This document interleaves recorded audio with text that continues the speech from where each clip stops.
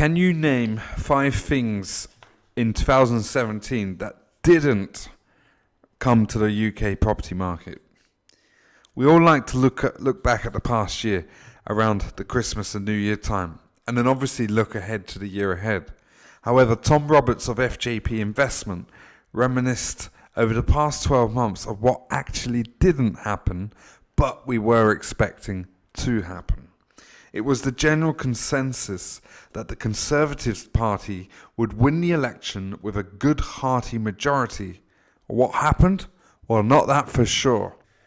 In European politics, we were all geared for right-wing leaders in 2017. Oops, once more the media got it wrong.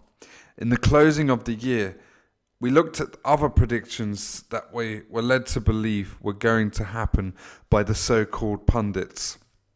I have some favourites, so allow me to indulge myself. Number 1, letting agent fees ban. Did it happen? No in a nutshell.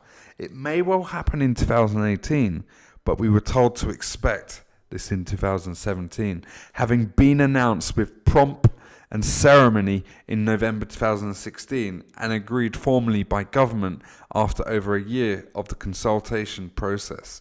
However, as we now well know, it has not happened. Not that I want to see this in place, but what was the hold-up? Maybe, just maybe, it will be 2018. Let's wait and see. On every street corner, we hear everything being blamed on Brexit. And of course, the backlogs are also to be attributed to Brexit. Scotland, however, have no such problems, and it would seem they simply get on with the job in hand, unlike England.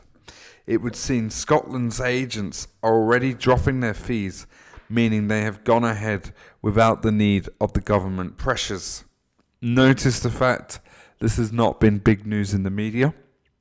Number 2, so we're expecting at least 20% of agencies to have gone in 2017.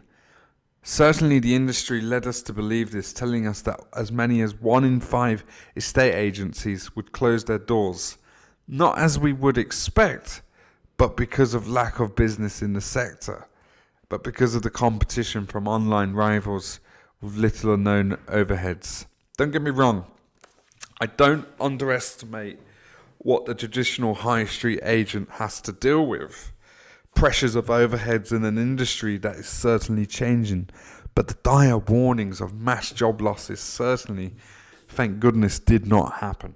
In fact, one of the most successful of the agents who it would have appeared to have gained a very successful place in the market is Purple Bricks, with other online agents following. Who knows, but the past year has not shown anything of big interest. So let's see what happens. Number 3, house prices. They said house prices would slump due to Brexit, and we were fed up of hearing about this. It is a continuing saga of our exit from the EU. Yes, of course we have problems with the economy, but small businesses are suffering and even large companies going to the wall, especially in the latter part of 2017. But it hasn't led to the housing market debacle we were told to expect after the general election. Of course, we can't be naive and deny that there are localized issues. Estate agents will tell you that trying to sell properties in, say, central London are not so easy. And of course, if you ask the rental agents in places such as East Anglia, where we all know that is a very popular area with migrant workers who have, it would seem, left in droves over the past year. We all heard about the 2 years of double-digit fall straight after the Brexit result by those in the know, but of course they're wrong. Number 4, no more landlords. I'm a landlord, and yes, I am aware that the implementation by the government of phasing out mortgage tax relief is making my buy-to-let properties not as lucrative as they once were. But it didn't result in landlords selling their properties to get out of these markets as we predicted. In fact, it would seem nothing really has changed for the existing landlord per se. It may well, of course, discourage others from entering the buy-to-let markets. but we didn't have the mass sale as was predicted. Number 5, On the Market. On the Market was destined to have become the second largest online portal. Unfortunately, like a night out on the tiles and a headache the following morning, it failed to happen.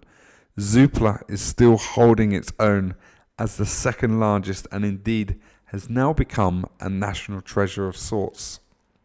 On the Market's directors, it would seem, look set to be amongst the best paid in the industry after the Agents Mutual 2018 float.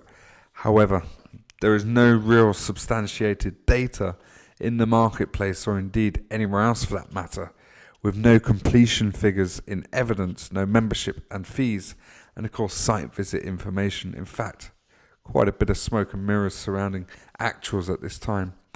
For more information about the UK market or indeed overseas property investments, visit our website. It's www.fjpinvestment.co.uk.